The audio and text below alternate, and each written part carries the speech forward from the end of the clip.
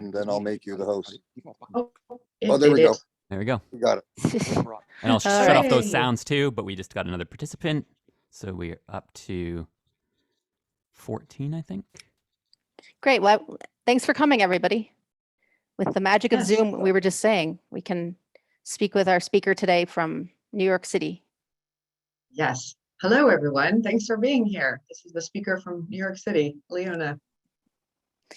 Yes, so today's event is called, well, it's put on by the Diversity Working Group with the Canadian Federation of the Blind, but it's sort of just sponsoring this event. Normally, we don't record them, but we are making it known that it is being recorded this time because hoping to have a good discussion with the author of this wonderful book here. And a lot of people couldn't make it, and so Saturday people are running around, but yes, our speaker today, her name is Leona Godin. She's a doctor, professor, I guess you are, right? You're teaching right now.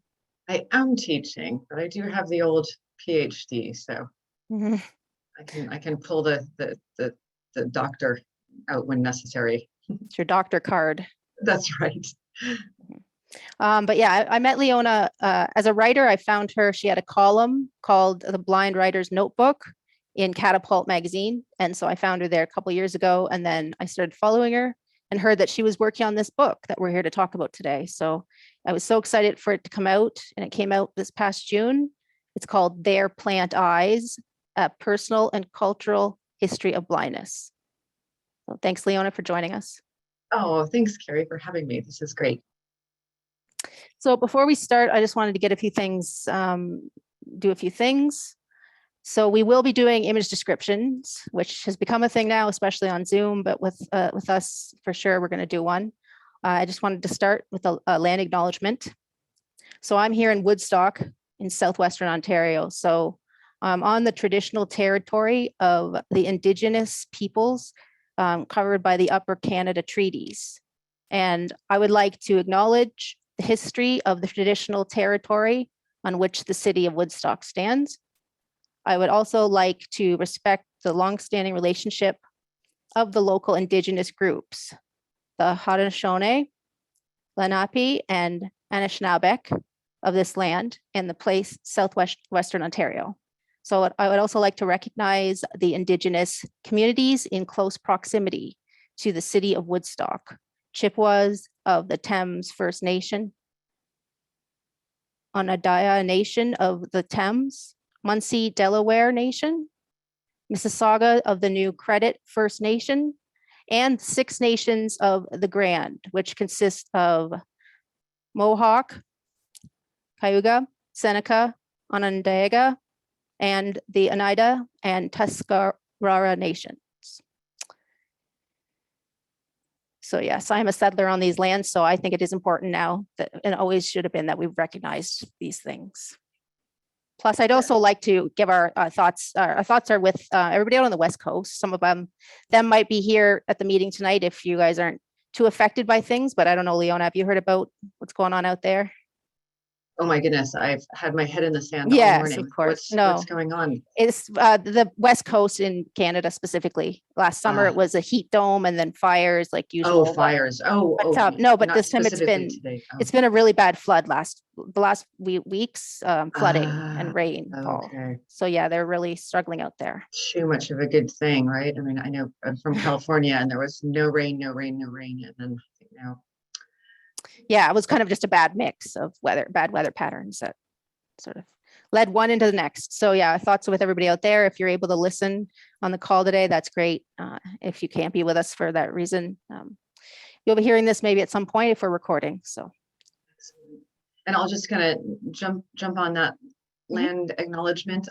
One of the peoples that you mentioned, the Lenape, are the traditional residents of the ancestral home of the Lenape is here in New York City as well. And in fact, I'm on the island of Manhattan, which I believe is a Lenape word as well. So just acknowledging our thanks for being here. Yeah, we're not that far away really from each other. I mean, I've gone to New York City in a car. It is a long drive, but comparatively. I'd love to come by one of these days. Yeah, me back to New York for sure. So yeah, so let's maybe give our now our sort of image descriptions the best we can. It's, you know, it's always up to the person giving it what they want to say about themselves. And for sighted people who are on this call, this is just so that some blind people don't care what others are looking like, what they're wearing. Other people would like to paint a picture, and so yeah, we do like to do that. I want to do the honors first. We're both sure. getting good at this, but Yeah. So I am a white woman of a certain age, got long brown hair. I'm wearing some kind of groovy red sunglasses today, and got these earrings that are like, actually you would really dig these, Carrie. They're sort of botanically inspired cutouts of like organic material under the microscope. They're like little metal, so they're very tactile. And then an evil eye necklace, which my mom gave to me, which is supposed to ward off the evil eye. So just to keep with that eyeball theme that we're going to have today. And behind me, we're actually just in a furnished apartment. We're in an Airbnb because we just moved back to New York, so we're still sort of getting settled. So apparently behind me there's a mirror and like a taupe chair, and kind of, it also looks back through the doorway to the bedroom, but you can't see anything untoward back there. There's just a nice window that actually looks out onto well, really the heart of the West Village in New York City. So we're in the NYU area here. Right. And yes, so I'm a white woman in my late 30s with long brown hair, pretty straight past my shoulders. And my pronouns are she, her, and I'm actually, well, I'm wearing their Plantized t-shirt, which was, if you were on a minute early on the call, you heard. So I think it's got a flower, and then it's got 3 eyeballs sort of suspended in the blackness of the shirt. I think, is it like brown, blue, and green? Yeah, Something like that. And they're sort of like under the flower, so as if they're a kind of underground, weird kind of mechanical seed underneath this like pretty wild, trippy, iridescent kind of flower, kind of like a calla lily type flower. So with a big, I think they're called spadics. That's probably more than you need to know. And then it's also got the quote from John Milton, from Where I Stole My Title book, which I think we're going to talk about later. Yeah, I was definitely going to get into that. Excellent. I also did want to add that I'm wearing jewelry, kind of reminded me of what you said yours was. Nice. I'm wearing a bracelet and matching earrings, which are like dangly. They kind of remind me of Christmas balls, though, that you'd hang on a Christmas tree. But I like them. They're like metallic. And I think they're supposed to be the same sort of thing as you're wearing, Leona. The image of the eyeball and it's supposed to ward off evil spirits. Oh, the evil eye, right? That my pendant is. I think so. Cool. Yeah. I'll have to look into that. I actually just won this art in an event. So it's this thing that we have here that's, I guess, sort of taken hold during the pandemic, called Vocal Eye, where they just once a week they have like different art exhibits and things and everything, and it's brought to Zoom. So they give an audio description, and it's really tailored to the blind audience. So some of our listeners have been going to those too. So I actually won a prize one of those weeks, and the woman who runs it, Amy Amantia, she made me the jewelry. I just had a conversation with Amy Amantia. Is that how you pronounce her name? I believe so. Yeah. She has a radio show as well, right? Out of Vancouver. Yeah. Oh, good. So you're getting. It's a small blind world. Well, it's good to hear you're getting your book out in different places, and but yeah, so Leona, as I was saying, her and I met, and I found out she had a literary journal called Aromatica Poetica, which I really love that title. So I had to find out what it was all about. And as I said, she's been published in the New York Times, and she's been on the CBC Writers and Company, which sounded like an interesting experience. I think they referred to you on that as erudite, or your book and the idea is erudite and ambitious. That sounds about right. At least the ambitious part. Well, yeah, I would say sure. It's like a humble project of, blind culture for 3,000 years or so. So yeah, not a small thing to bring all that together, as I say. So I think we will just start with the title, because I believe if we get to when we get to questions after this, maybe I'll nip it in the bud and ask one that I'm sure someone might have on their mind that Yes. that if we don't address it through the whole talk, you know. So the book is called Their Plant Eyes with ERE. And so do you want to, so I have the quote on my shirt. Feel free to tell us what that title means, and you can start with quoting it if you'd like, or you can, whatever order you'd like. Yeah, thank you. So it comes from a quote from Paradise Lost, which is John Milton's 1667 poem that probably more people have heard of than have read. It's quite speaking of large undertakings, John Milton went blind in his early 40s, and then composed Paradise Lost, they say at night when it was nice and quiet, and then in the morning, he would wait around for somebody to, as he put it, come and milk him, that is to say, write down the lines of poetry that he had composed in his head in the night, because of course this was before the systematic education of the blind, and certainly before Braille was invented. So for him, it was all about speaking and then being transcribed. So this particular quote that Their Plant Eyes comes from is in a very famous moment in Paradise Lost in book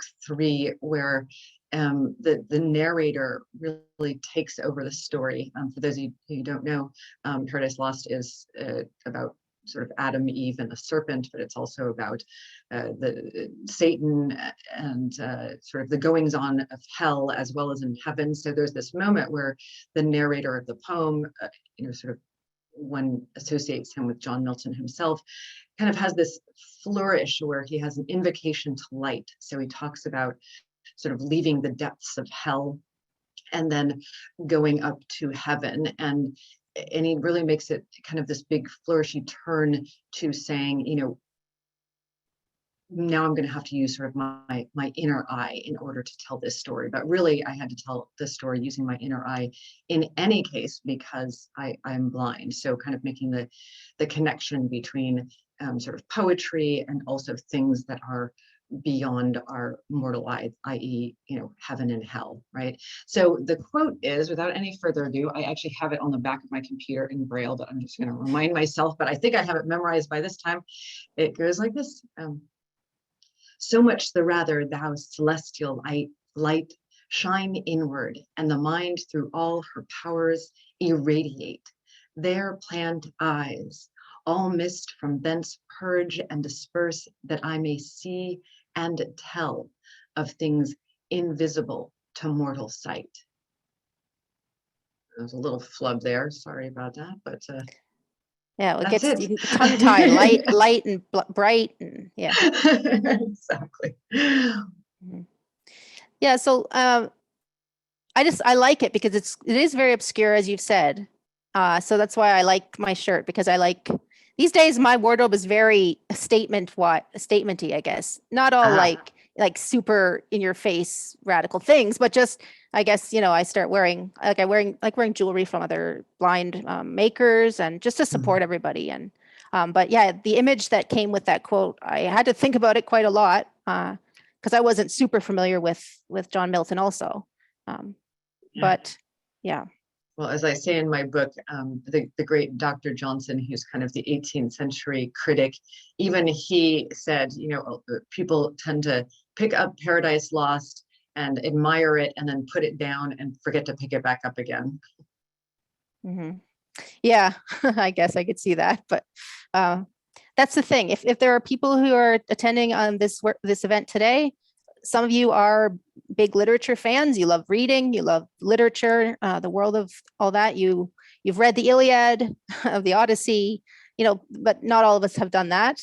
So why I like your book, Leona, is that there are chapters in it for any topic around the subject of blindness. And as you say, it's a big thing to tackle. But if you're not into literature, then you can sort of bypass some of that and go to more of the sciencey stuff, or the artsy stuff, or the history. And so that's what's great about it. Oh, thank you. Yeah, it does have kind of because it's such a huge swath of time, right? Starting with Homer, and again, sort of, almost 3,000 years of sort of Western culture, and kind of examining the blind man and blindness and all that sort of thing. It's quite a sweeping history, and so I think that each of the chapters kind of take on quite a like an essayistic kind of an approach in order to kind of deal with the topic and then kind of move on, so that the book is building on ideas, but absolutely kind of picking out chapters that most appeal to you. You know, I think that for a lot of people, the later chapters, which of course things seem to slow down a little bit, right? Because the last few chapters are all sort of contemporary times, right? So you can check out the science, the blind science chapter, or the sex and blindness chapter, or there's of course a chapter on Braille and the history of Braille and things like that. So yeah, I think that they can definitely, you know, sort of stand on their own as well. So yeah, thanks for that. Yeah, great history lesson, because I believe talking about the time before Braille, you know, a lot of this history that a lot of blind people know some facts about our own history, which is what this is, and others know other things that some of us didn't know, right? So we don't all know all of it, but definitely you brought a lot of things into this book that I hadn't known, and other things that maybe had been percolating in the back of my mind, but the way you brought it all together is just, yeah. So I guess let's jump right into the sort of thing that's right in my face always, is the idea of black and white, darkness and light, which is sort of, you talk about how blindness is a spectrum, like we like to say on Outlook all the time, because those who aren't blind and who aren't familiar with it, you think, well, you're blind or you're not blind, or if you're blind, you're seeing all darkness, right? There are all these things that persist in our culture. And so you tackle a lot of that, but you do it in your voice, like you said, sort of essay style. And it really has a feel to, the readers would get to know you, I think, great in this book, also in that way. But darkness and light, like I was just thinking about all the song lyrics, as you say in your book, all the literature that you find, all the references in, you know, media and movies in the last 100 years. It's all so much about the stereotypes, and black and white, light, all that stuff is part of that. Yeah, I think that was a big part of wanting to have this book be kind of a big swath of history and culture, because some of these tropes, right, or some of these ideas have been with us for so long, and so they feel like truth, right? That these binaries are some kind of like ultimate truth, right? The binaries that kind of all go together, as you said, blindness and sight, darkness and light. They seem to, and then of course like their metaphorical meanings, right, like ignorance and knowledge, you know, they all feel like these binaries that kind of structure our thought process in a way that is quite detrimental to us as blind people who are all kinds of things, you know. And I think that's why sort of in the beginning and in the end, I really like the metaphorics of dappled, right, the idea that things are mixed, you know. And I think that feels like a much more truthful kind of set of realities and metaphors, right? That for us, I think for a lot of us as blind people, we exist somewhere on the, what I like to call the sight blindness continuum, you know, that we're somewhere on there. And many of us are moving along on that continuum, as I was, right? That I kind of throughout my life moved from being a fully sighted person, spent most of my life with low vision to some degree or another, and now in the last few years feel that I'm, you know, a totally blind person, although I still have just the teeniest bit of light perception, but not enough to be useful in any kind of way, because it's kind of intermittent. But I think most of us are like that, right? There's very few people that are born completely blind with no light dark detection whatsoever, and still a relatively few that are even born, you know, with just light perception, right? It's fairly rare. So most of us are somewhere on that spectrum. And I feel like that's one of the projects of this book, is to kind of realize that there's as many ways of being blind as there are of being sighted. And I mean that in both like a literal way and a metaphorical way. You know, I really have a hard time with so much of our media representations, because it feels like there's like a blind personality type or something, like you lose your sight and then you become some other kind of person, right? As if like all the other things that go into who you are, like being a woman, or, you know, being an indigenous person, or all the other things that could be combined with being blind, kind of become null and void in the face of blindness. Anyways, that was a very long answer to your question, but obviously we have a lot to to talk about today, so I will stop there. Well, that's good. You know, it is hard to know how much to talk about any of these things and move it on because there's always more to say on all these other things. So, but yeah, it's like what you say about how the representation in media, whether it was 100 years ago or even recently, the whole thing about blind people. Oh, you're not capable of doing that because you can't see, except for they could maybe think that there are other ways we could do it. But so then on the other side of that is that, oh, well, you did that as a blind person. That means you're supernatural. And so that's Yes. the image that the world gets, whether kind of they know that logically, I guess, or in the moment, that's the messaging that they're seeing constantly. Yeah, and that's another one of those binaries, right? Those kind of structures that I'm trying to kind of collapse in this book, that is kind of the social binary of either you have the blind poet prophet on the one hand, or these days, right, superhero on the one hand, or you have this kind of pitiable, you know, blind beggar or blind buffoon or something on the other end of the spectrum.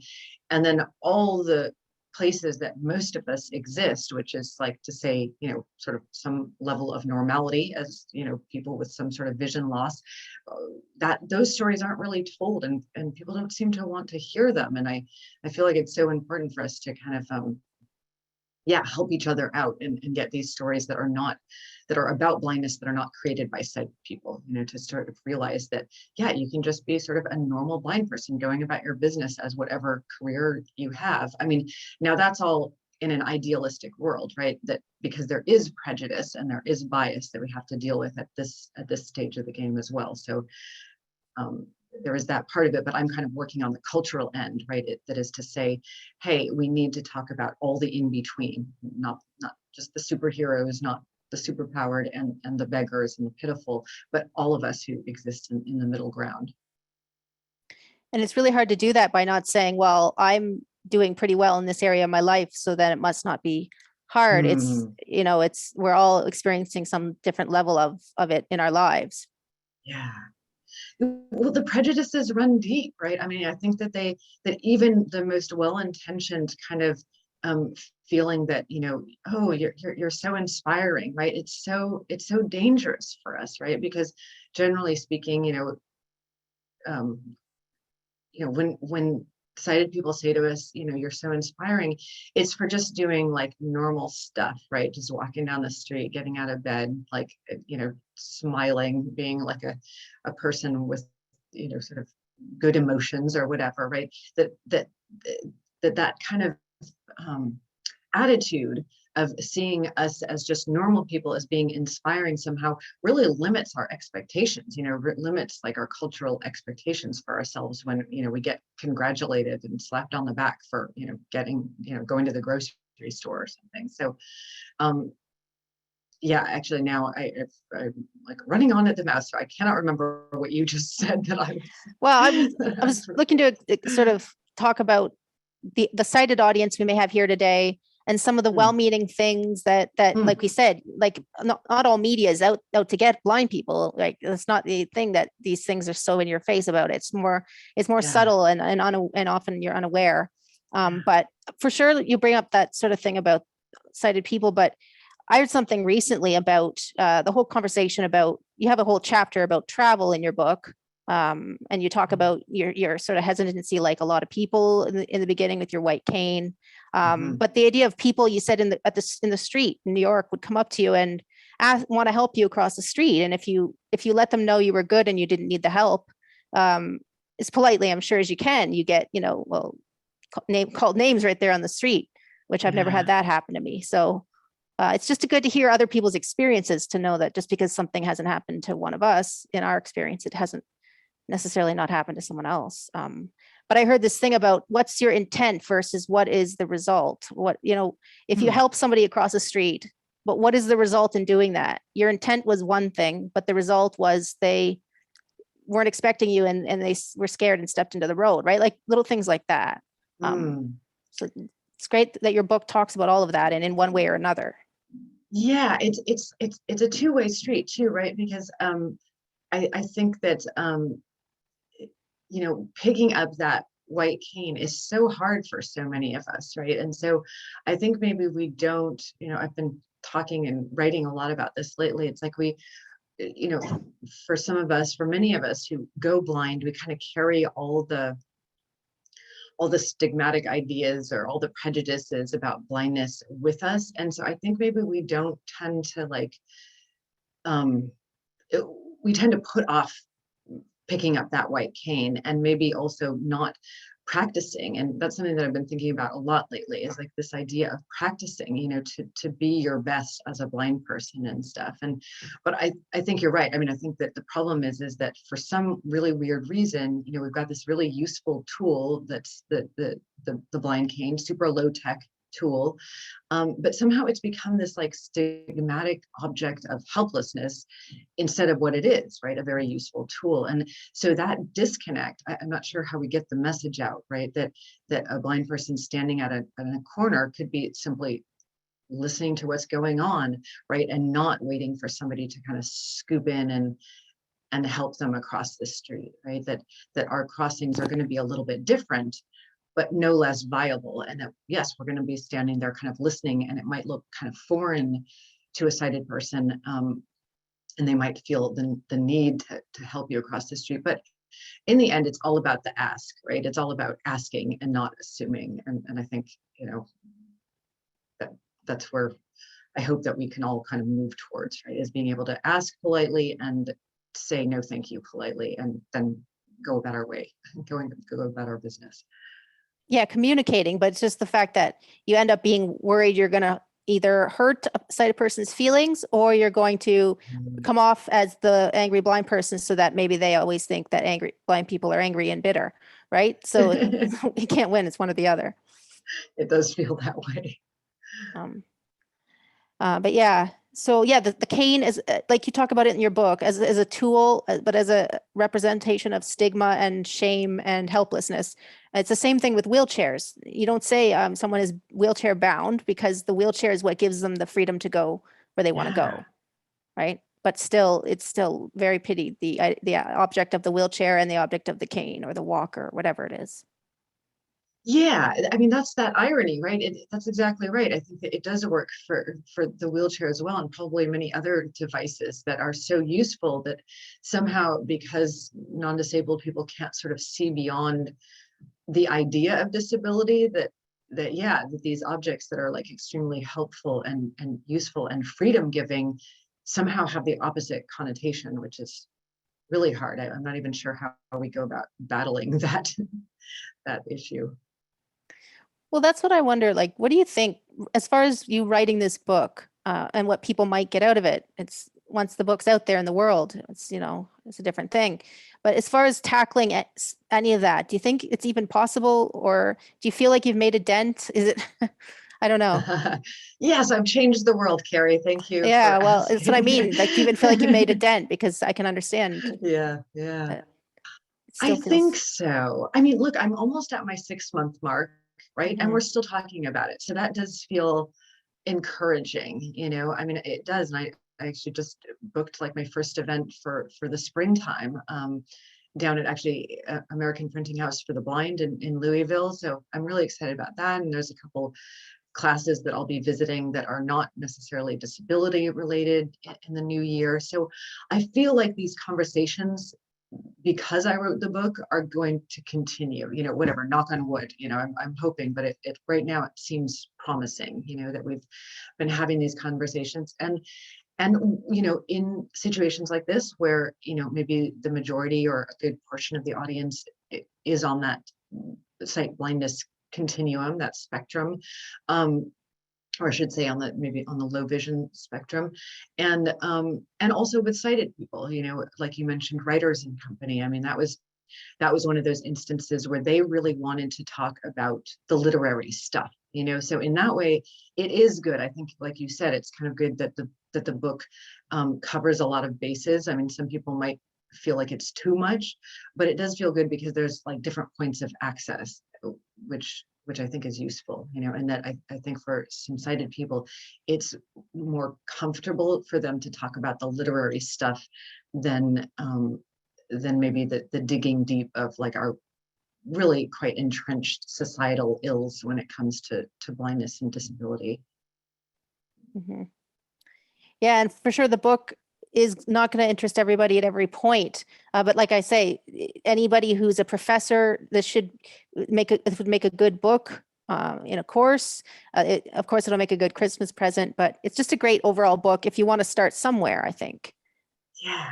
And you'll meet so many blind people in there, right? I mean, it was really important for me to not write a memoir, and it's not because I don't love memoirs, because I do. And when you read the book, when you read Their Plant Eyes, you will meet many, or encounter many wonderful memoirs written by blind and low vision people.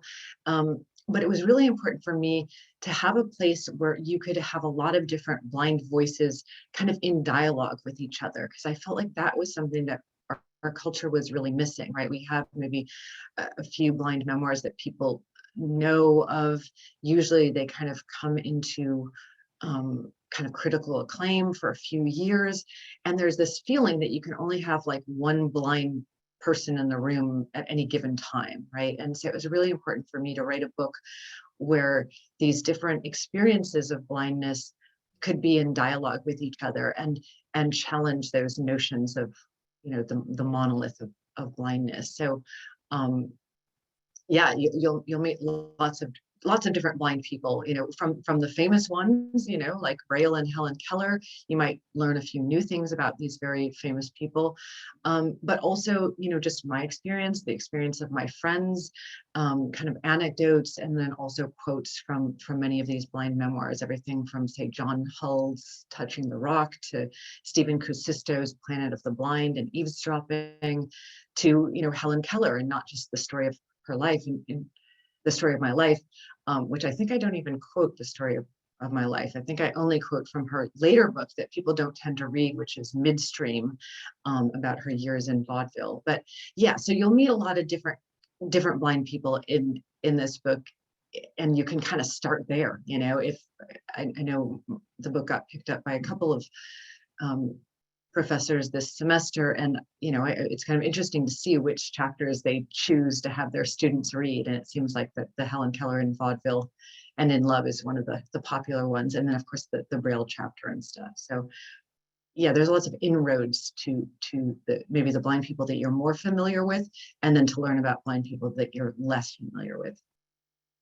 Yeah, I mean, like you talk about one author who wrote a book with the story based in a school for the blind, right? Just to hear more perspectives like that.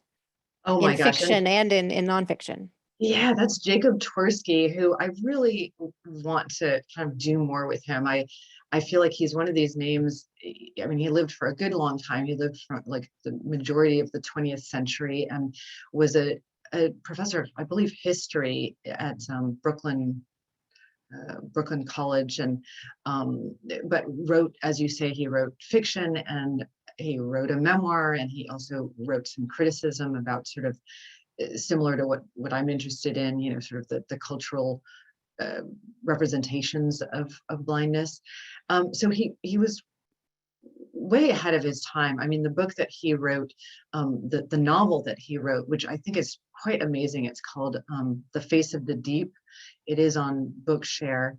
It's kind of I have to say, it's kind of a crappy, like scanned version of it. I don't believe it's in print anymore. One of my dreams would be to like somehow re-release it or something, because it's really, I mean, it's dark, right? I mean, this is the thing, right? It's really dark. It's the kind of thing that people, my take on this, and I'm backed up on this by the rather mean-spirited Times review at the time. I think it was published in the 1950s, early 1950s, and the Times really panned it, as being, very kind of unpleasant, right? Like these are, I think the Times even says something like, this is the most unappealing, unpleasant group of blinks one would ever encounter in literature. So they just really took issue with, sort of the darkness. And I'll say that it makes sense. Like things do not end well. And for whatever reason, our culture doesn't like,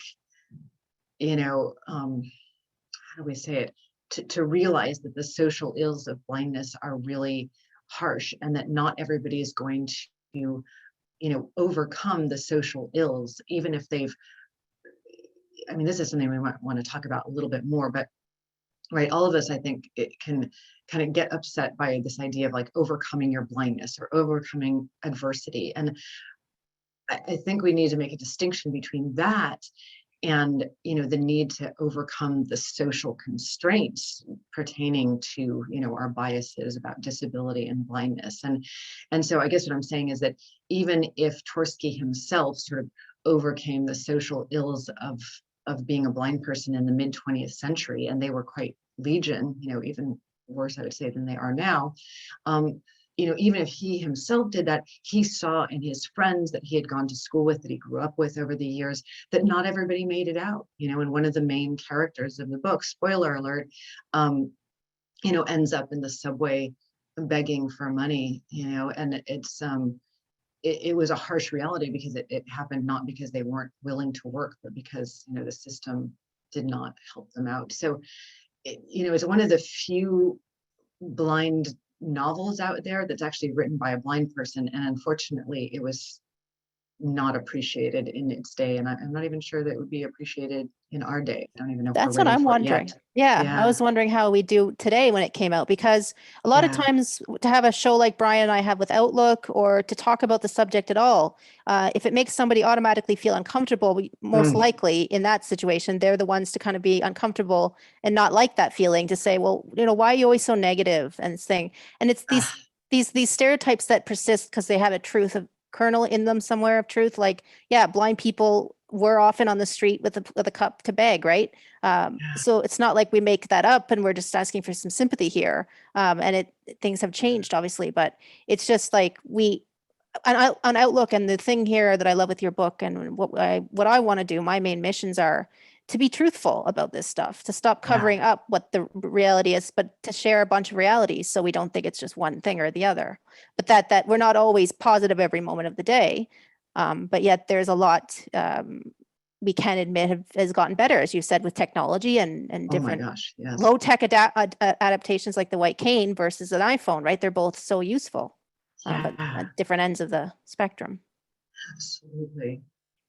Yeah, and that we're not all happy, and that we're not all sad, and that it's not, you know, one thing or another, and that to allow us the dignity of having all the aspects of being a human at our disposal, right? And that you know, we're not one thing or another any more than any sighted person or non-disabled person is. And I think that like if we could just get that message out alone, you know, it would go a long way. Because I don't know if this has happened to you, Carrie, but it's happened to me a couple times just in the past.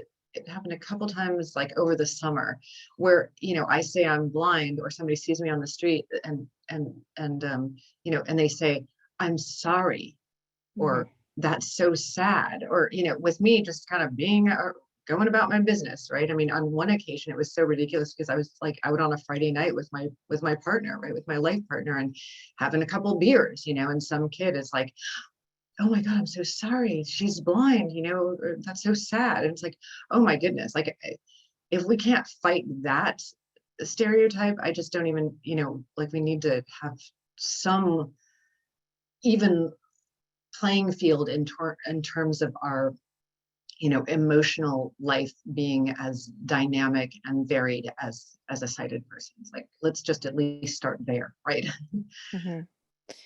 And yeah, like our culture affects this, you know, how we grew up in a richer family or a poorer family. It's all these things play a role too. So, but all the voices, as you said, I learned about so many blind authors and writers of all kinds, and scientists, and that's one great thing from the book. I did want to talk about Helen Keller, as you brought up. Speaking now for some blind people, I put out a request recently, and I got some feedback that was like, oh, more Helen Keller, are you serious? Oh my gosh. So that's a common feeling, if people have heard that or not, but it's a common feeling for people in the disability community, blind and deaf, I would say probably for sure, that it's like someone on a pedestal all these years that none of us could ever live up to.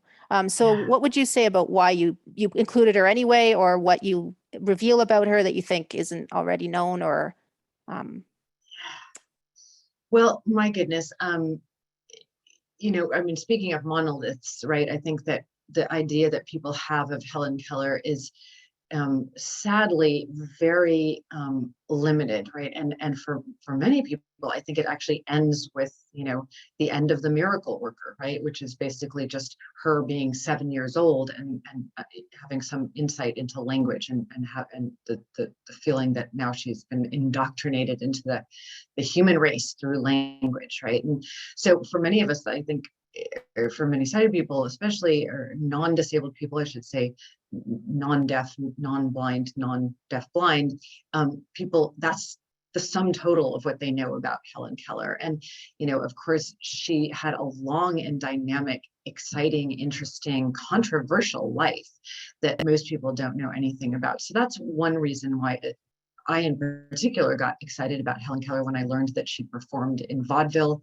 from 1920 to 24. So she was a grown woman by then, and things were not working out, right? People didn't want to hear her speak out about the really important issues of the day, right? She was a card-carrying socialist. She, was very much what we would think of as like a lefty.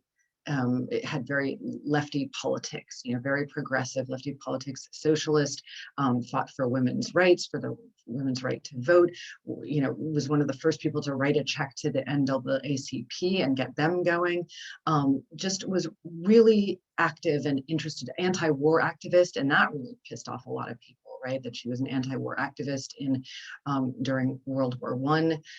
So a lot of those things kind of conspired to her star kind of fading, right? That she was a mega star at age 22 or whatever, whenever the Story of My Life was published. And then, she wanted to write about other stuff that wasn't necessarily blind related, and people didn't want to hear it. So she goes out onto the vaudeville circuit. And what's really great about that is that, her friends were, said, "Oh, you're being exploited," and she's like, "No, this is good money." And she got to, talk about her lefty politics on the vaudeville stage. So that was really what brought me to her, to realize that, wow, there was so much that I never learned, about Helen Keller, and that got me excited about her. So I was hoping that chapter about Helen Keller would also get other people excited about her. Yet, I will say that there's a caveat, right? She is one disabled person, one deafblind person in a long history. And at some level, I just wrote about this for the New York Times, and this has been quite a topic of conversation amongst deafblind, blind, and deaf people, right? That like, we gotta let her have a rest to some extent, because she's so big that she kind of becomes like a shorthand for disability in general. And she died in 1968, and there's been a lot of amazing deafblind, blind, and deaf people that have lived since her. And she kind of keeps us from talking about those other stories, So I really wanted her to be one character, in a long line of like interesting people and interesting topics. And I will say that the other reason why I like her so much, and I kind of mentioned this in the intro chapter of the book, is that she was so frustrated by not being able to write about things, as she said it, that were not me, So in other words, the editors kept telling her, write another autobiography, write another memoir. We don't want to hear about your politics. We don't want to hear about what you think about the world. Just write what which apparently for a deafblind woman of the time, it was her deafblindness, and that's it. And so her frustration to me is very telling, because that means that some of the frustration that I know you and I carry, and what I talk about with so many other blind writers, like what we're experiencing right now, it's an old frustration, and it's kind of sad that we haven't made a ton of progress. I think, I think it's still quite a demand for many blind writers to write memoir and don't go beyond that, because how in the world could you as a blind person write about something that wasn't you, a blind person, right? Is kind of the bias there, I think. Well, I just always wonder about her, if she was alive today with social media and all that, like if you couldn't stop her anymore from saying some of the things that we've never heard her say. That's the thing I'm fascinated with. And that's why I keep talking about her. Of course, she grew up in the South, in Alabama, but she lived most of her adult life in New York and Connecticut and New England there, I think, somewhere. So I think I probably, even before I realized it, that I gravitate her, I'd say, because I could identify with her culturally, which is the thing, and racially. So that's why she doesn't represent today what has always been there, the voices that we don't hear of everybody.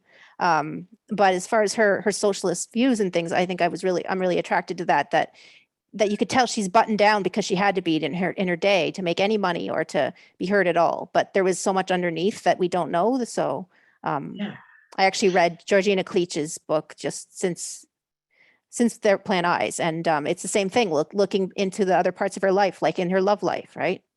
Yeah, absolutely. Which I also write about. Yeah. What is that? Rage. I can't think of what the name of that book is. Klieg's book.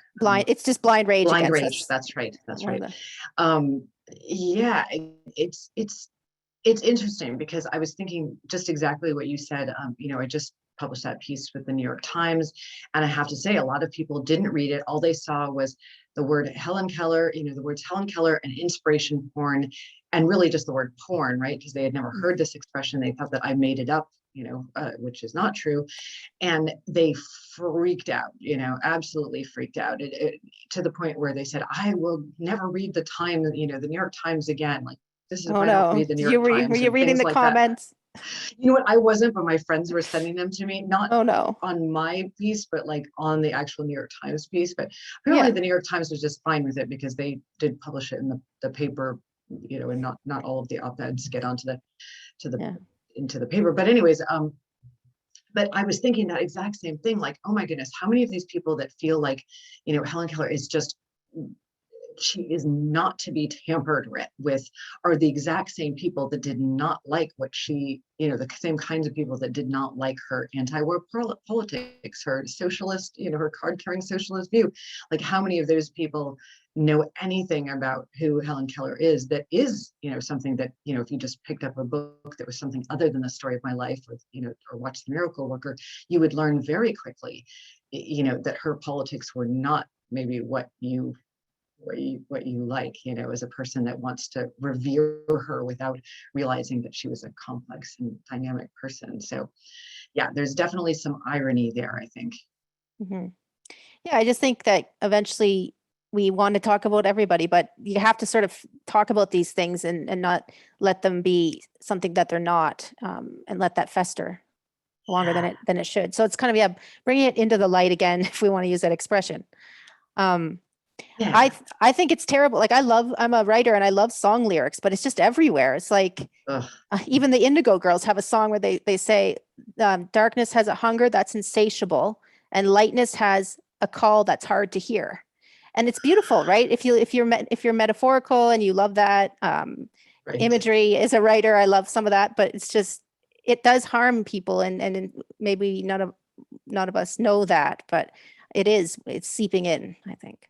Yeah, I think the worst one, from my opinion, is the fact that, blind is almost always, right, in almost always every situation where it's used as sort of an intensifier, the whole blind rage, blind drunk, blind faith, blind love, even blind evolution, right? It's basically always a negative. And so I know we wanted to at least go there, so I'm gonna bring us there, right? It's gonna go to culture, yeah. But yeah, blind culture, and then also, of course, blind pride, right? Like, how do we even have the idea of blind pride when, like, in every other instance, blind is a negative epithet, right? It's a kind of a negative intensifier of this thing, so that when you kind of say blind pride, it almost doesn't seem to align with other pride movements. It seems to more align itself with something like, oh, well, yes, if you have extreme pride, then it kind of keeps you from seeing the dignity of others, or something like that. It almost doesn't have the feel of a pride movement, because it's always so negative. So I think that to me, that would be like the first one. If we're gonna, at least do a little bit of unraveling of the language, maybe we could just kind of cool it with the blind intensifier thing, because it usually is just sort of used so sort of offhandedly or whatever, that it's like it almost is meaningless, and yet we share the same word with all of these kind of negative ideas, and it just makes it, I think, hard to be proud of what we are, you know.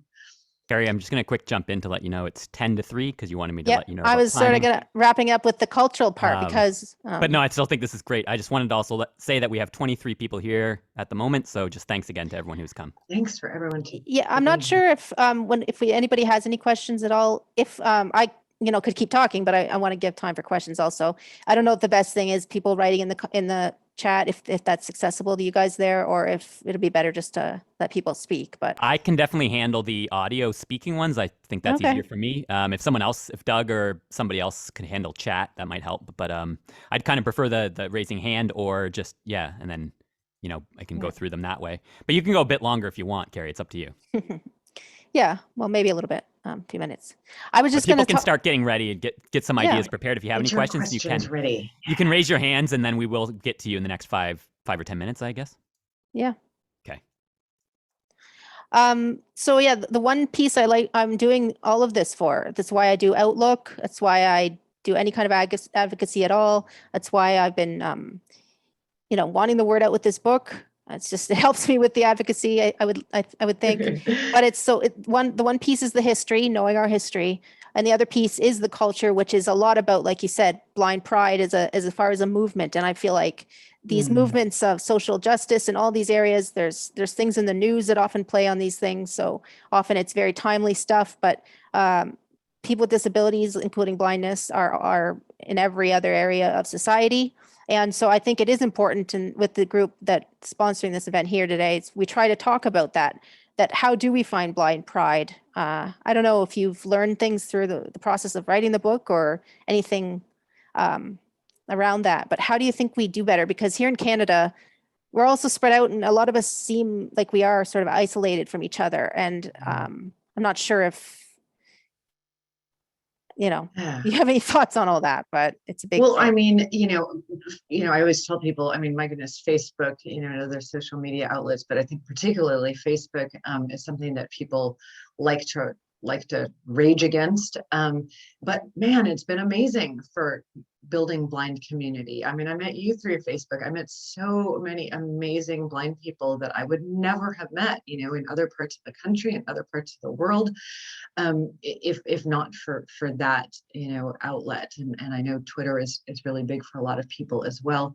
It does seem like people, I find more blind people on Facebook than Twitter for whatever reason. I'm not sure why yet, but yeah, I mean, just that building of community, I think, is so amazing, that we can have conversations like this on Zoom, because we are a relatively, small, not small, because there's a ton of us, right? I mean, I don't even know what the numbers are, but it's certainly in the millions in the country, depending on how you who you count as being, legally blind. But we're still relatively small. So I think a lot of us do grow up feeling, isolated. We're maybe the only blind or low vision person that we know as a kid, that was certainly the case for me growing up. I felt extremely isolated. So I think you're right. I think part of it is building community. Part of it is realizing that we can really help each other out by even just talking about, the issues that we have in terms of being people in the world, but also specifically writers. One of the most beautiful gifts from this book, being out in the world, is how many amazing blind writers I've met, in the last year or so. I mean, it feels kind of miraculous, to realize that we were all sort of digging away on our own, at trying to be a blind writer, and then here they all are, and they're my friends, and you're my friend, and I feel like I can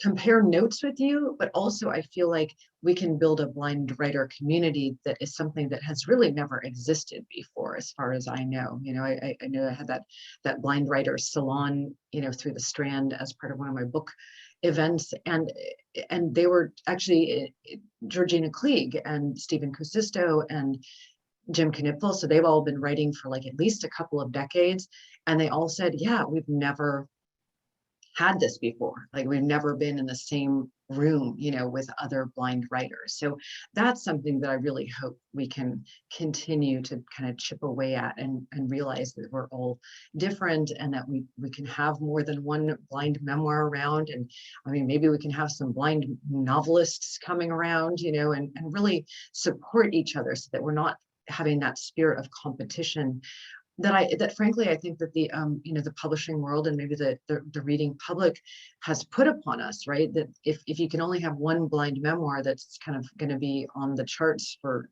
10 years, or every 10 years or so, then that makes us feel competition, right? As opposed to community. And I think that's really been very oppressive to us, to have a community that helps us to succeed in whatever endeavors we're after. Yeah, I like that, community, not competition, because as a writer, I've always wanted to just, I was always big on supporting other writers and reading their work and learning from them. That's a big part of it. And the same as when you go even more specific, intersectionality wise, blind writers. So but it's like you talk about blind musicians in this book. So if you're a blind musician, it's not just Stevie Wonder, you talk about other musicians in history. So great job at bringing all those strands together. Oh, thank you. And there's so much to talk about, right? There's so much to do. And I really hope there's more of these, I mean, I really love reading cultural histories and sort of personal and cultural histories, right? I think it's a cool genre that's just sort of starting to come into being. And I hope we get to see more, because obviously I was, in kind of the Western tradition, I'm half Greek on the one hand, and then was like a classics major, so I'm very much in the Western tradition. But I think there could be so many other versions of this kind of book, a personal and cultural history of blindness or of other disabilities and stuff. Because I think it's kind of another way for us to think about disability that's not just about the personal, memoir narrative, which again are wonderful, but I do feel like sometimes they're maybe a little too easy to dismiss as being, the whole story or something. Mm-hmm. No, a cultural history, that's definitely that. Like I said, that ties in my two areas. That's why I do all the advocacy I do. And whether you do your advocacy through the arts, or through science, or through history, So thanks, Leona, for coming on. I'm not sure how we're looking there, but I'm speaking here with Leona Godin, and she's a professor and a performer and a cultural gatherer, I guess. The book is Their Plant Eyes, THERE, Personal and Cultural History of Blindness. If you're blind and you're listening to this, I've looked into it. You can find it here in Canada through CELA, the CELA library. I believe they have it in audio, or I think they have it through Bookshare, which not everybody uses. And then Nell's is the other one here in Canada, and I believe they have the audio. So it is available in Canada if you want to look into it that way. As I said, I think it makes a good Christmas gift. It's full of great knowledge and everything pulled together. And speaking of Christmas gifts, it is available in like the commercial outlets, so like a Libro FM in the States, and an Audible, that sort of thing as well. Yeah, I just got mine on my Apple Books, right? So however you might get Apple Books, that's right. Yeah. And I use my Braille display, so I can read it in Braille, or you can you read the audio book, Leona, so people can have it in your words, in your voice, which is always nice, I think, for audiobooks. Yeah. Excellent. And Brian, I don't know if we have had any questions, or if anybody feels like. We have 2 hands raised. It's 3 p.m. right on. We have 2 hands up. Okay. Awesome. You could go ahead. We will start with Sarah, I believe. Should be asked to unmute. And then Aiden will be next. Sarah. Hello. Hi there. Yes, I finally worked the unmute button. Thank you. Good. This has been really cool. Thank you so much for being here. And thanks, Carrie, for the great questions. I have so many questions myself. I know, right? Start. So I'll try to distill it. And I confess I have yet to read the book, but I will. It's on my list now. Oh, good. But and just to position myself, I am blind as well, and based in Canada, and having a great time listening to you. So I just wondered, One of the things I struggle with advocacy, at least on the blindness side, and maybe disability specific, more broadly, is that we can be really good at telling people what we can do and not always as good at showing people. And so I think people are sort of, they think they have the message of, we know you can do all this stuff. We like, why do we keep hearing this message? And how in your experience have you been able to show people rather than tell? And second to that, because so many of this showing involves like skills and training, and I know in Canada at least we have a bit of an absence of really good solid rehab training. So I sort of, all those things, how do you get people to learn what we can do without talking at them, but just living your life and showing them? Well, gosh, thank you, Sarah. I mean, you get at like a serious catch-22, right? Is that if there are these biases, how do we get into the workplace, right? How do we get into the workplace with these biases?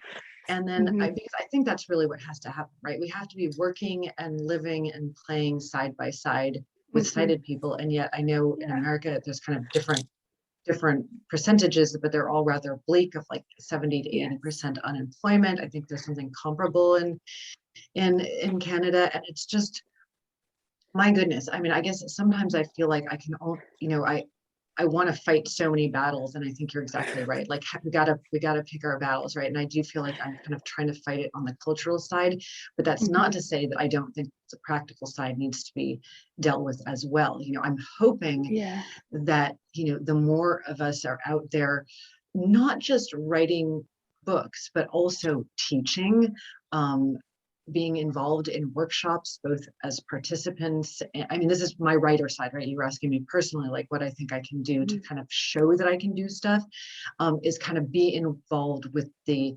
career that I've chosen, because even like a workshop, I mean, it's amazing how, well, frankly, ignorant, the people are, and, the kinds of things that people will say to me. And it's like, it does feel like every time you go into a new world of sighted, majority sighted people, that you're kind of in a teacher role, I think you just are, just naturally. And so even in a workshop of 10, you're the only blind person, the only at least out disabled person in the room, even if it's a virtual Zoom room, and you got to do a lot of explaining. And I guess maybe the explaining is just part of it, but just you being there and doing the same work as what they're doing is the way that you show it, and so I think that I guess in the end, maybe the easiest answer is like get involved as much as possible. And then also, of course, we need to work on the front of like actually being able to be involved in employment situations. Yeah, no, that's a really good point. And I think I hear what you're saying, and I agree with it. I happen to I work on a team, and I'm very lucky to have a full-time corporate job, and I work in a team that is meant to make things accessible internally and externally at the company I happen to work at. And but it is that weird catch-22, because I'm trying to get people to make things accessible, but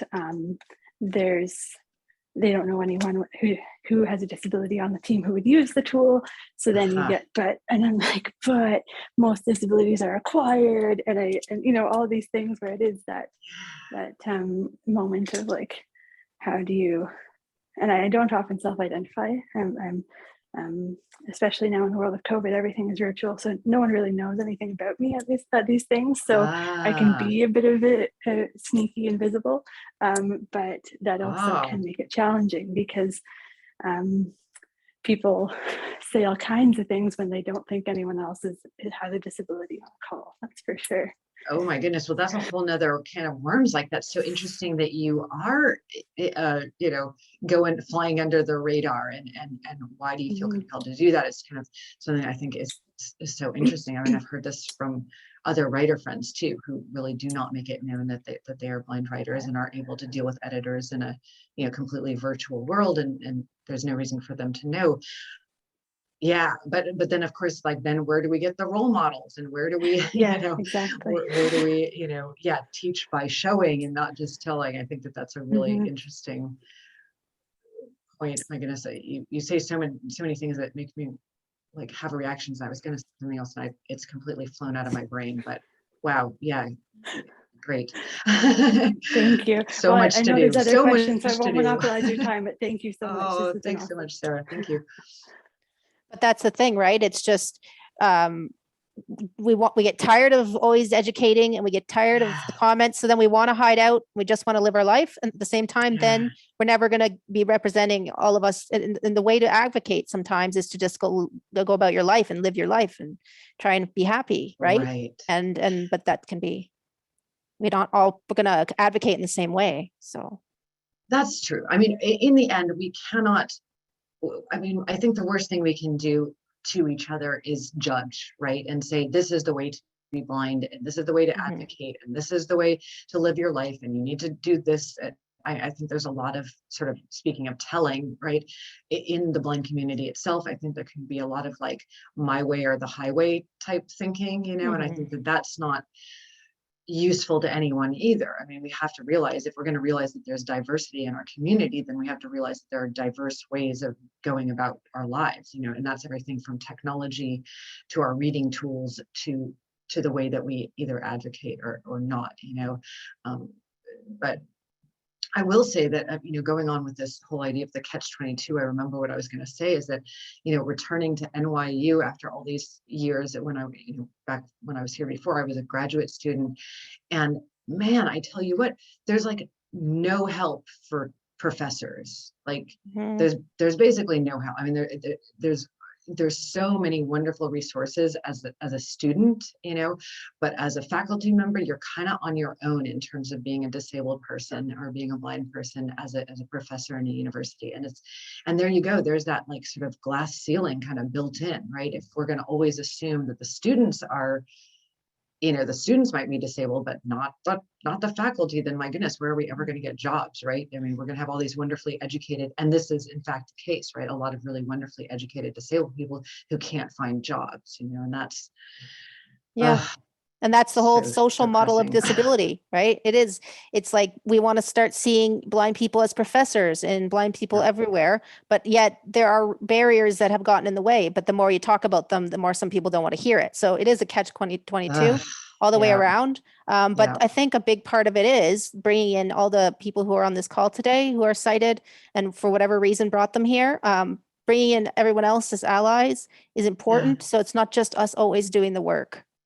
Absolutely. And that's what I hear in a lot of other communities, you know, diversity wise. It's like, well, you hear about all these things in the criminal justice system with people of color. Well, what do we do about that? You know, going to the people most affected, who are most tired of hearing it all and living it. You know, they're tired always of being the ones that we go to and have to tell us what books to read, you know, like do your own research a little bit. And so anybody here, it's great that you're here. Absolutely. So we want to encourage sighted and blind people. If you have your questions, I think Brian said you can raise your hand, or yes, there's two more questions ready here. I think it was Aiden was next, or yep, Aiden will be next, and then there's a phone number. But yeah, I just wanted to say that I really did try to promote this and get some sighted people out here. I don't think we have too many, but we do have a few. So just, I mean, of course, everyone is more than welcome, and we love to have everyone here. We just want to encourage everybody to not feel shy, right? Ask a question if you have anything you've ever wanted to know. Now's the moment. Absolutely. But Aiden, you are now unmuted, so go ahead. Aiden. Hey, Aiden. Oops. Said he was unmuted. Wait a second. Some rustling. I'm not sure where he went. Everybody's got different technology and different headsets they're using and different devices. Yes. It's great to have options, but I guess we will go to our unknown. Katie. Actually, Katie, go ahead. one comment, Brian. Oh, sorry, Doug's going, but then Katie, I've just unmuted as well, so she can go next. Okay. Hi. Okay, hi. Just talking about the employment part of things, because I have a few friends, especially one who's a blind friend that has had difficulty finding jobs, and I was just wondering if there's ever let's see, like a temp agency or something that's specifically run like by folks who are blind or something like that. And that is a great idea. It popped into my head while we were talking. I have not heard anything like that. There are certainly, at least in New York, there's quite a few blind organizations that do some employment type stuff. I haven't been in New York for a little while, and I haven't kind of gone that route since I've been a freelancer and an author for a while now. But what a great idea. I mean, I think that in the end, I think the key thing is, right, somebody starts a temp agency who actually is, you know, blind or low vision.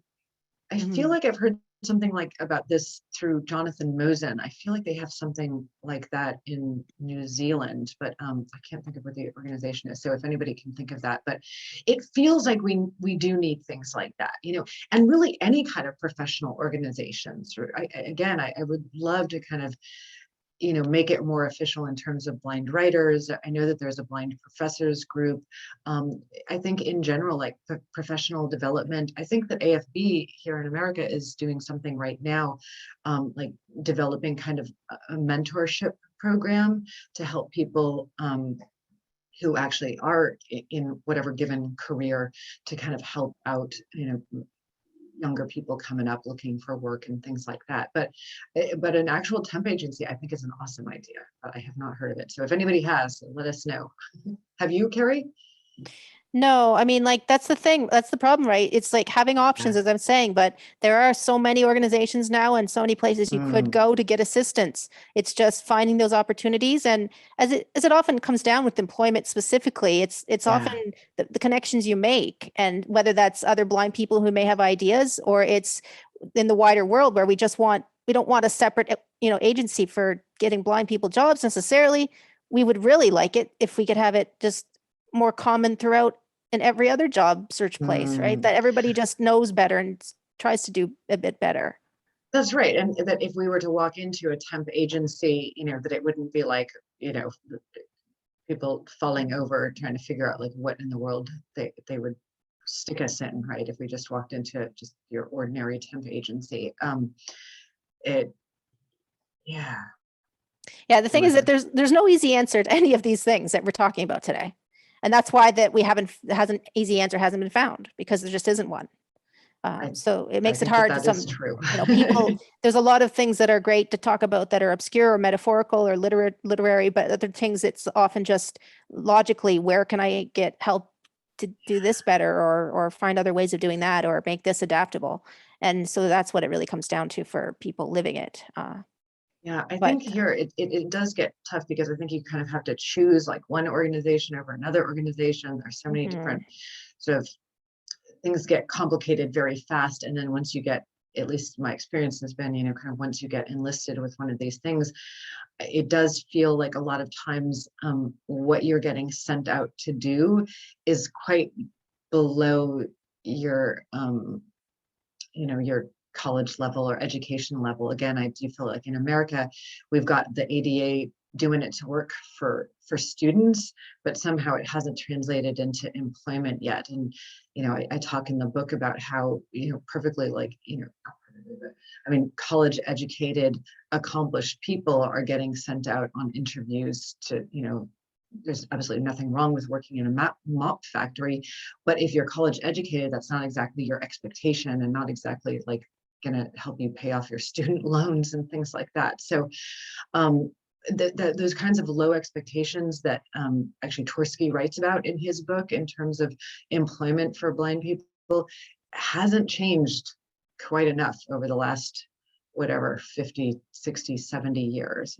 And you're absolutely right. I mean, in some level, we just need to deal with the practical side, but yeah, how do we do it? Exactly. It's figuring out how we do it. And so it's not one organization is going to have all the answers. It's not one person in history that figured it all out or had the perfect situation. And books like this, the reason why I've been talking about it, maybe talking my friends and family's ear off about it since it came out and before, is just because I just think it's needed. And it's just one more thing. It's not going to be the final thing, I hope, ever written about this stuff, like you've said, but it's an important thing that it's being written by you, and then hopefully others will carry that on. Just to chime in, Aiden, that should be unmuted right now. It says you're unmuted. Testing. Let's see. There if I you can hear are. this time. You're here. Perfect. Okay. Yeah, I wasn't allowed to before, but Leona, there's another. I'm another person that will be happy to read your book and try and get it for Christmas gifts. I'm excited to know that you read it in audio, because I always think that authors should read their books if they have any desire to, the way that they want it to be read. I'm planning on writing some story myself, a science fiction story with a blind main character as well. So Excellent. it's interesting. Awesome. Just a comment about blind pride. One thing that would be good for us to do is figure out what is related to what is of us and what affects us. Take, for example, welfare. In both our countries, Canada and the States, we have innocent people have the right to the presumption of innocence until proof of guilt, allegedly, unless you're poor and low and lack income, then you're lumped in with everybody else. And the excuse given for the often harsh restrictions placed on us, inability to travel, we can't gamble, we can't make over a certain amount of money, and we have no financial privacy, is in order to combat welfare cheaters.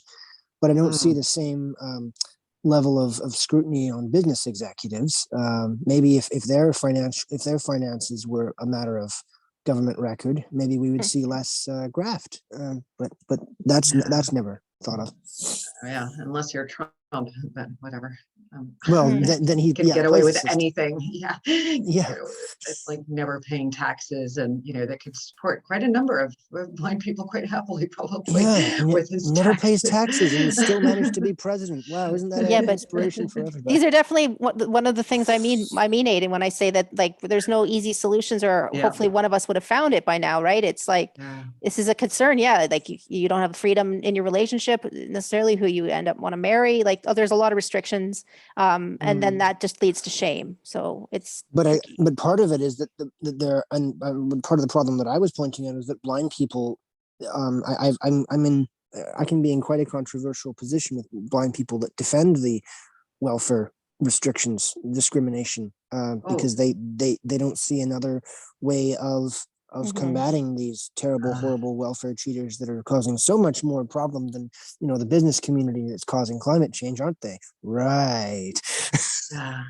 It's that urban myth, right? I mean, it's punching down, right? It's like, okay, right, the people that we are going to use as a scapegoat are the people that are most disenfranchised, that are least able to fight back, and I think you're exactly right. I mean, there are cheats in every walk of life, in every level, of income level, and are there people that are perhaps like, maybe not doing their best to find a job and are kind of enjoying the checks or whatever?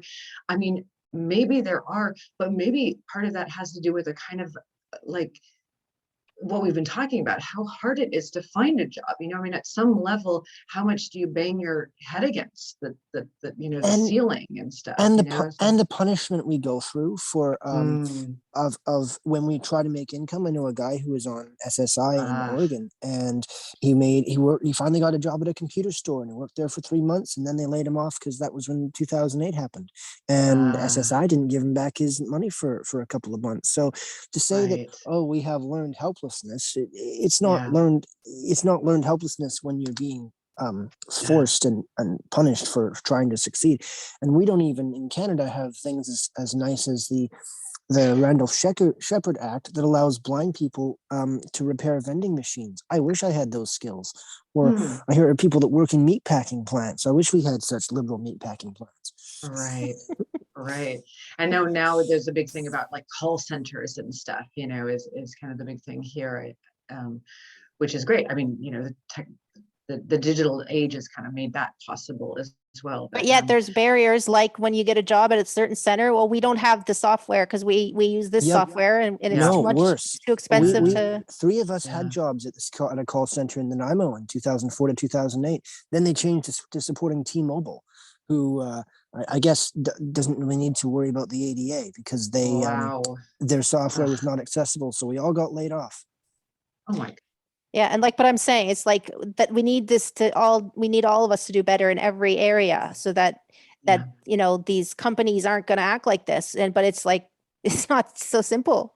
No. And so, yeah, when we talk about the hard things, it's not that we're focusing on doom and gloom all the time. It's just, these are real things that are affecting us. And that's why they say progress takes time. Well, not all of us have time. When you say it takes time, there's somebody actually whose life's being affected in that time. Progress only takes time because we don't know how to demand in a way that people will listen the change that we all deserve. Well, that's what I'm always trying to figure out, Aiden. And I don't know, like I say, this book is just one more tool and one more great thing. And just the fact that we're having conversations more. That's why I wanted to do this today. And that's why I keep talking, whether it's in print with Leona's in her book or it's here. I just want to keep the conversation going. Well, I'm glad there's conversations like this, and I hope that we can find solutions to make it less. Maybe we need to make it. I'm trying to think of business speak, but less more of a cost and less of a benefit to deny us, whether it be employment or other parts of life.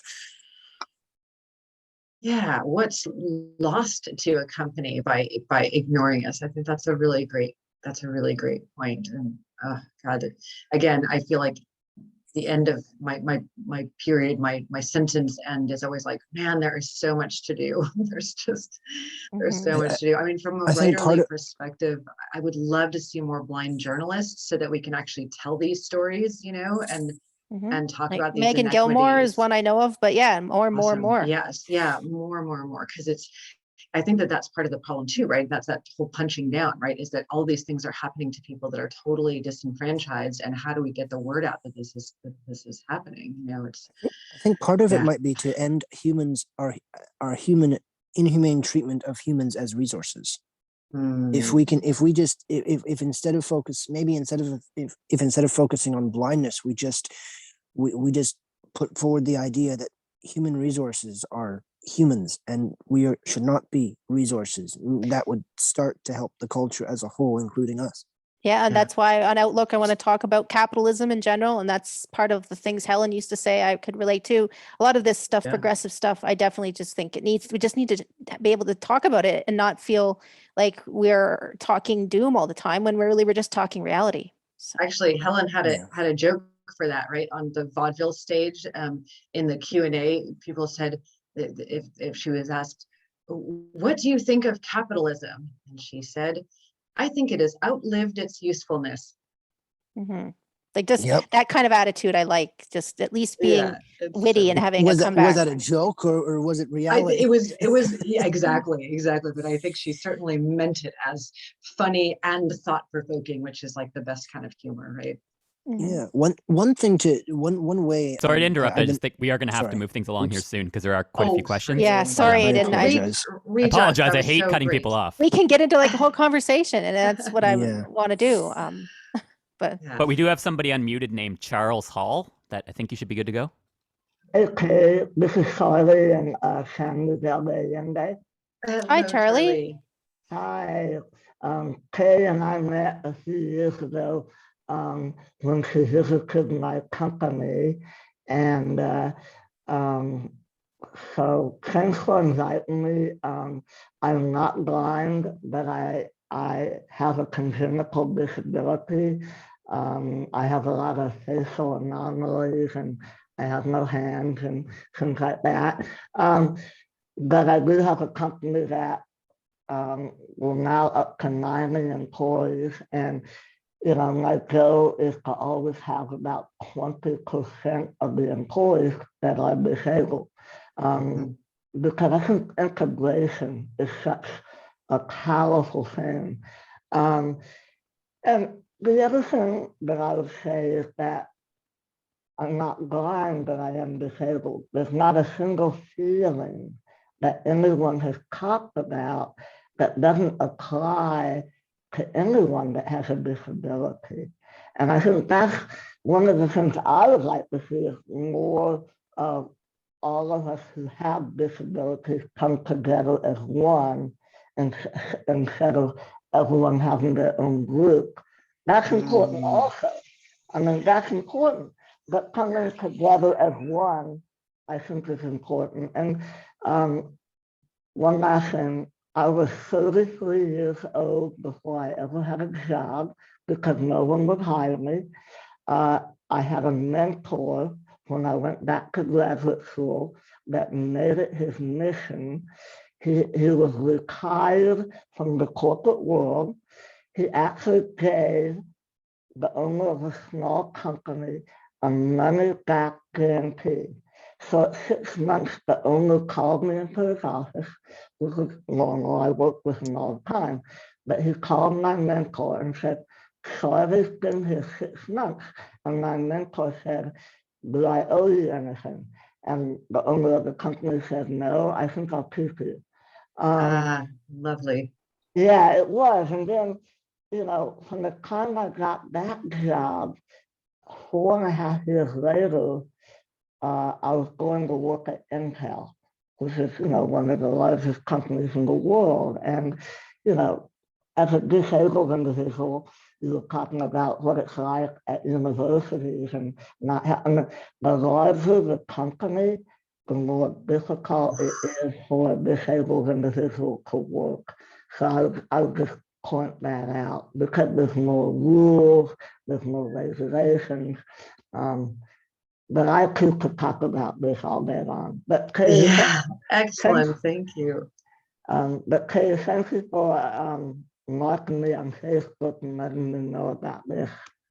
Yeah, that's what's hard. I met you in Mexico there when I went for a writing workshop, and you got, I guess was your company called Roseanne Hall Designs? Is that it? That's what it's called in the US. In Mexico, it's called Escalora Camino Norte. So there's actually a couple of companies. Right. Yeah. Wow, No, I amazing. toured your facility there and got to see how you guys are making. So it's beautiful glassware, everybody. Wow. And That's so candles. wonderful. And perishables, candles and everything. Yeah. So it's beautiful work. So it's just learning about each other that we're doing these cool things and we have our own businesses and you know, we're, you know, all that stuff is important. To speak to that point about sort of disability solidarity, I think that's so true, right? I think that and I love this idea of 20%, right? 20% of the population is disabled thereabouts. So 20% of your employees should be disabled. Like that should be kind of across the board. And I think it's really true about this idea of solidarity. And at least in the States, I mean, it's still a battle, right? I mean, I come across so many cultural institutions, so many, you know, kind of diversity statements that still don't include disability, right? I mean, my goodness, there's another front for us to kind of deal with. And I constantly feel like, man, should I write to every single organization that I come across, you know, that doesn't include disability in their diversity statements? I probably should, but boy, it does feel daunting sometimes.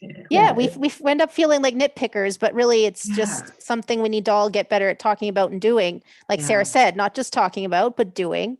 Yeah. And no, this disability pride in general, this movement that we all need to look out for each other, I think, a lot more. So thank you, Charlie, for coming. Thank you, today. Charlie. Yeah, amazing story. Thank you. Thank you. Yeah, thanks so much. That's great.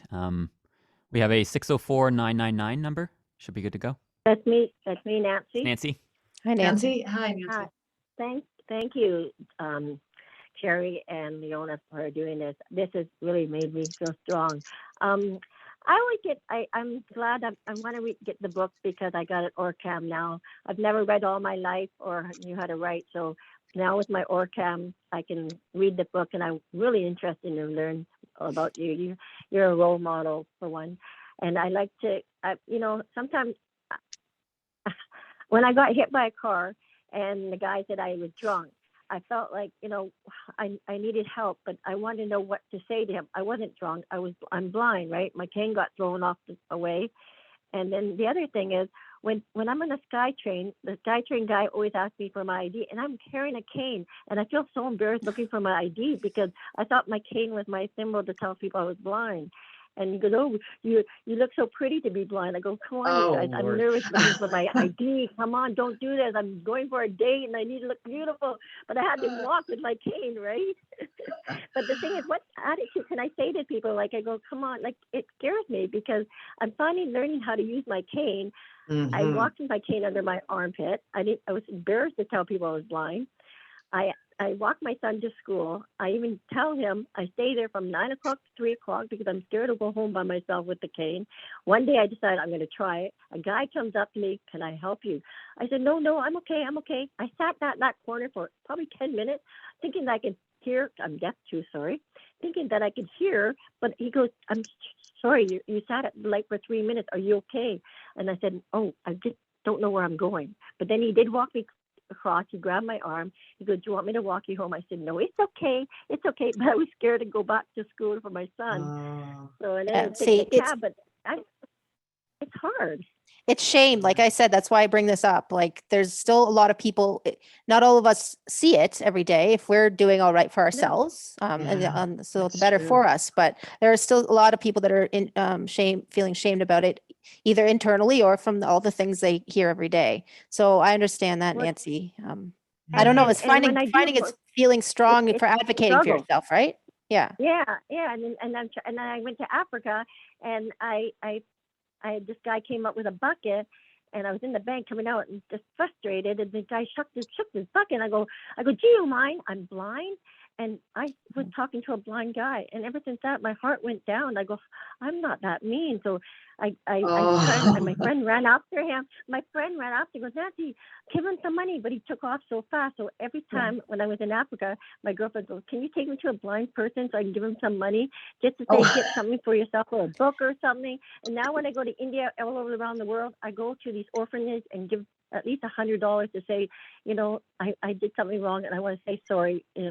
I have to accept my blindness, and I'm not a rude person. And I get scared, nervous. And one day I'm going to read your book, and I'm going to be happy that I can buy it and share this with my seniors group, because I'm now involved with the blindness seniors, and show them what this book is all about.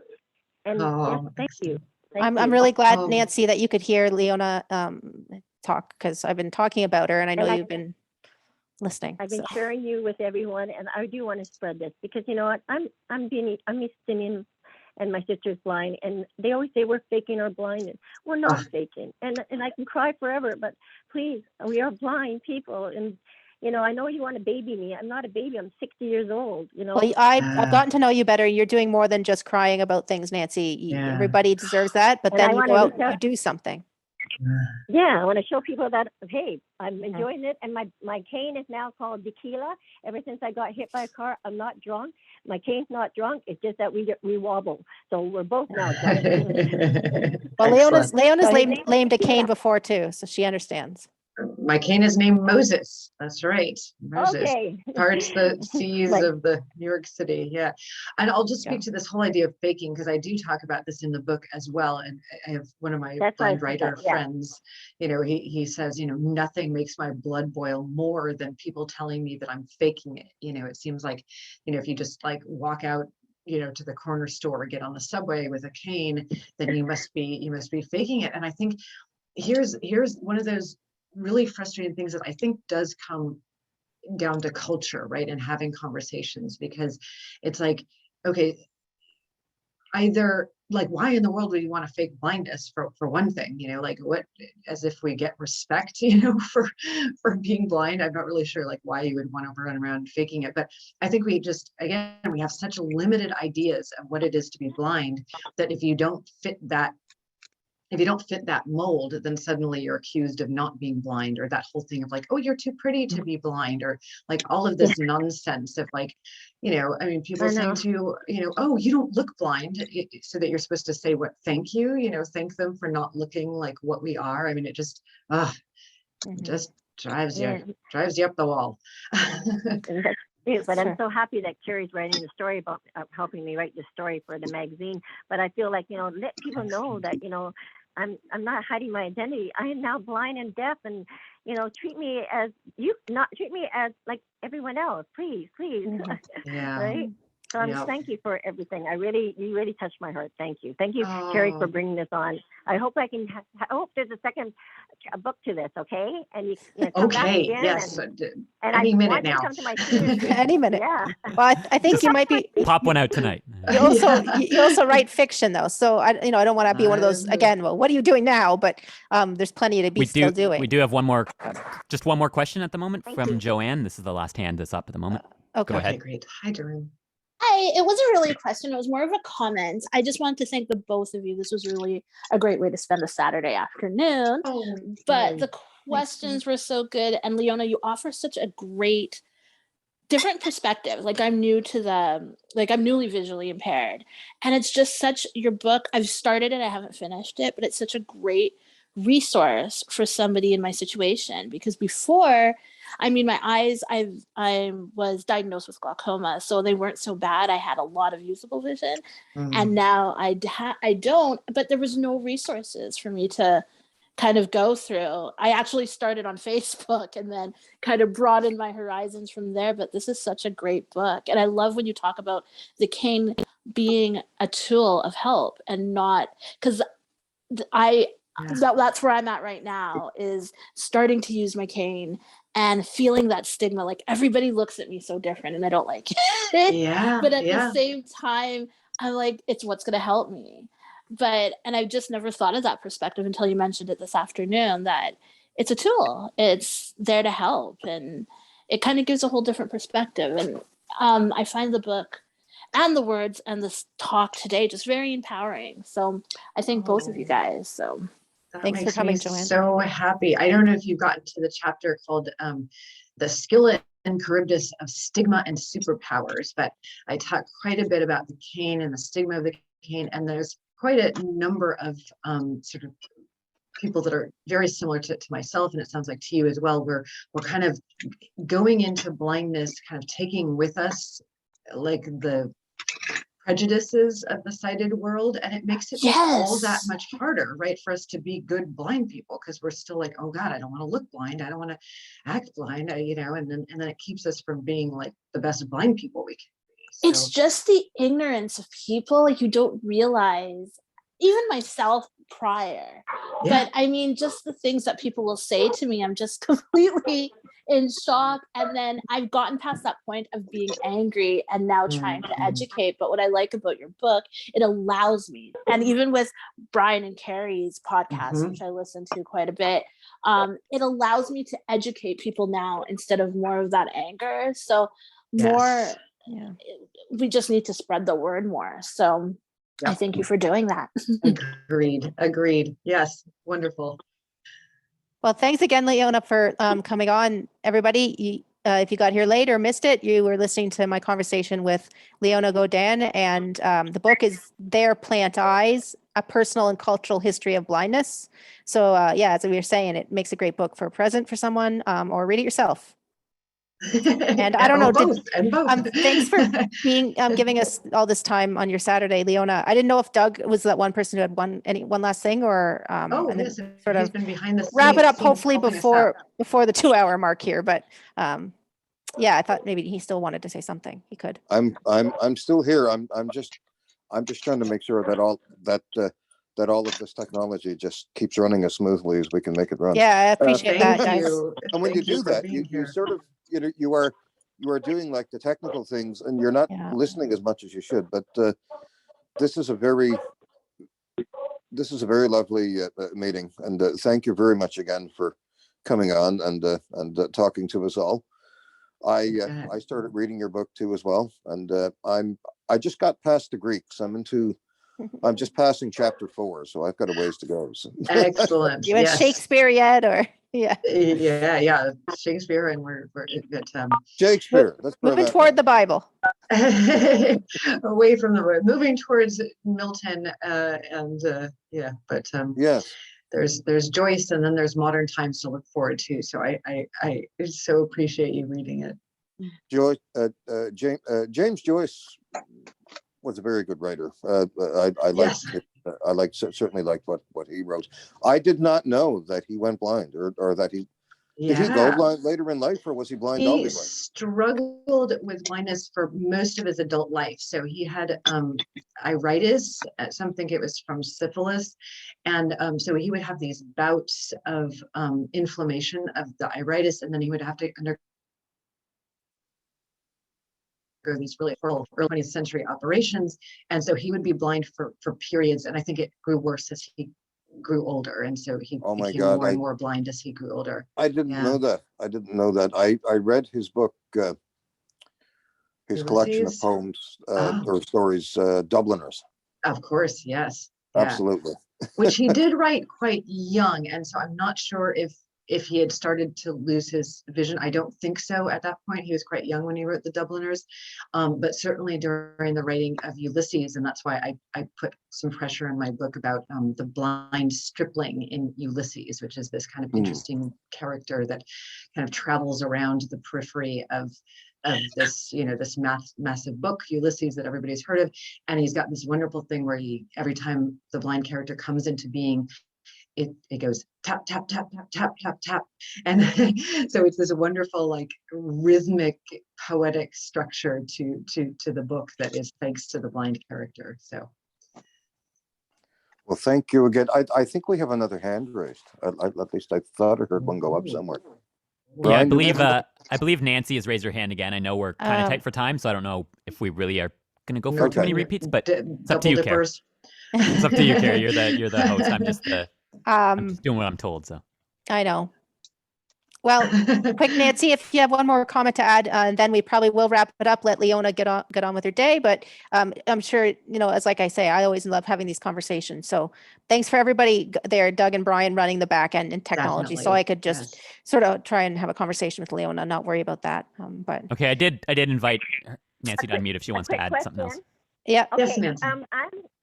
I'm going to ask you a question. Where can I buy your book? Because I do door prizes, and I'd love to have your book as a door prize because I'm at the next convention, and I'd love to share your book for a door prize. How do I get it? And I'd love to have you as like, and with your autograph too.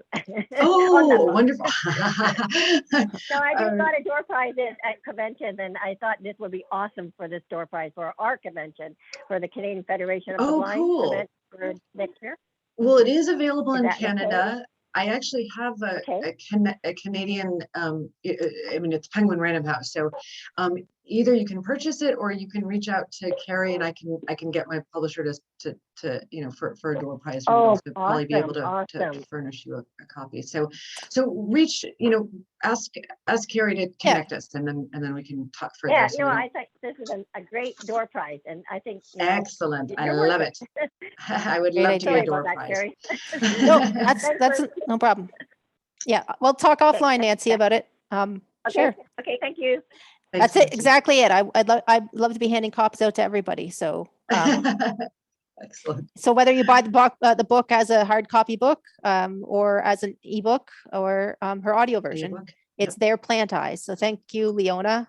There was one more hand that just shot up. I don't know if there's time, but it's a 250598. Somebody who hasn't spoke, I think. You've been asked to unmute. When it's a number, it's harder to. Yeah, it's a phone number. I just asked them to unmute. So if you want to get in there, but I know we're wrapping up. But sorry, can you hear me? Yep. Yes. Hi, Doris. Hi there. Hi there. Yeah, thank you very much for the lovely interview. And I was just wondering, I didn't really understand now, can we also buy the book as audio CD, say in bookstores? That is a very good question. I don't think it's in audio CDs. That is something that I will have to ask, but I have not run across it yet. I believe it's just as a digital, but that could be something that you could reach out to Carrie about, and I could just make sure about that. Mm-hmm. Okay, that's the thing. Good. Yeah, technology sort of moves along, and not everybody's using CDs anymore, so it's less likely you're going to get those printed. But some of us still listen that way. I could probably burn some CDs of it if I can get a hold of the book at some point. But we could yeah. But we won't tell my publisher. Many. Yeah. No. Well, it gets a little tricky. Yeah, not for sale, obviously. Publishing rights. But yeah, and it might be through local libraries. I know here in the States, you can actually get No, is it the CD? No, I think it's still just a digital download, but let me look into it. Reach out to Carrie and we can find an answer to that question. Yeah, maybe somewhere Yeah. it's already in existence. We'll see. Yeah, yeah. Because there's many people who still listen to the CD. I know I do myself, and also people I know do as well. So Excellent. thank you. Thanks, Doris. Great. Well, thanks everybody who was in attendance today and for listening to our conversation. And Leona, thanks again for coming Oh, out. Carrie, thank you so much. And thanks to everyone for being here. And I look forward to more excellent conversations. This was really cool. Thank you. Great. I don't know, guys. If Yeah, you thanks so much. stop the everyone. That's recording. great. Awesome, guys. Thank you. Oh, and thanks for the behind the scenes from Doug and Brian. Thanks, guys. Yep. Thanks Totally. for Anytime. thanks for coming, Leona. Oh, you are so welcome. It was absolutely a pleasure. Great. I look forward to more.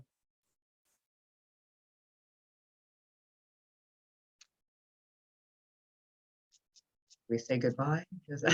I'm staying on because I figure it's my call, but you feel free, Leona, to sign off. It's okay. Oh, well, then I'll try and leave with something more pleasant than more. So thank you so much and have a wonderful rest of your Saturday and talk soon, Carrie. Okay. Yeah. Thanks very Okay, much. cool. Bye-bye. Take care, Leona. Bye, Leona. Thanks, Doug. Thanks, Brian. Bye. Bye. Bye. Bye. Bye. Thanks That so was much. lovely. Thank you, Carrie. Thanks for coming, everybody. Did we got the record, guys? I'm gonna unmute my thing, but Voiceover on Zoom. Mute button. Image. Leave button. okay. Katie Morgan, she named to everyone. Sparkles.